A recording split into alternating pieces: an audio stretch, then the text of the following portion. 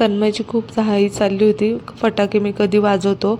आणि निम्मे फटाके तर दिवाळीत वाजवून झाले होते, पण निम्मे त्याने शिल्लक ठेवले होते. म्हणजे बरेच फटाके त्याने काढले आज वाजवण्यासाठी. पण नाही, म्हणलं मी पहिल्यांदा मम्मी फटाके वाजवणार आहेत.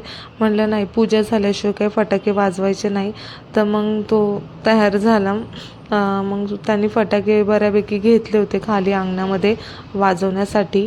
मग खाली पूजेची तयारी तर झालीच होती आणि स्नान घातले बाळकृष्णाला आणि मग हळदी कुंकू लावून फूल अक्षदा व्हायला अगरबत्ती ओवाळली आणि अशा प्रकारे पूजा केली आम्ही. आणि तुळशीला पण छान सजवले होते, उश ठेवला होता, दिवे लावले होते, साईडने रांगोळी काढली होती आणि म्हणजे असं खूप छान वाटत होतं तुळशी वृंदावन. आणि अद्वैत तर डान्सच करत होता, त्याला अंगणात नेलं ना तर खूप नाचतो.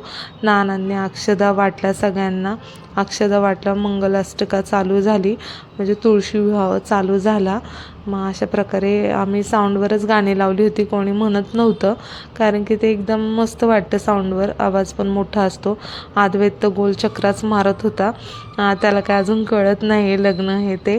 आणि मग अशा प्रकारे आरती गणपतीची आणि देवीची आम्ही सर्वांनी म्हणली आणि मग घालिंग लोटांगण चाललं होतं. काकींना म्हणजे वय खूप झालं ना, त्यांना पटकन जाता येत नाही पुढे मागे.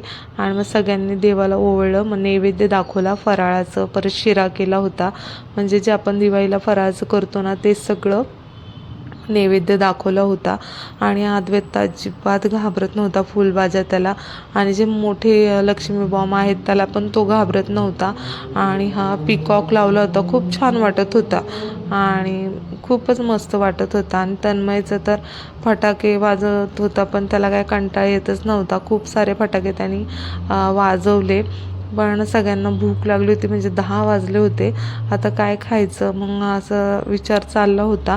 घरात तर स्वयंपाक केला होता सगळ्यांसाठी, पण मग सगळ्यांसाठी वडापाव आणले होते, सगळ्यांचं फेवरेट. मग सगळ्यांना मी वडापाव दिले खायला.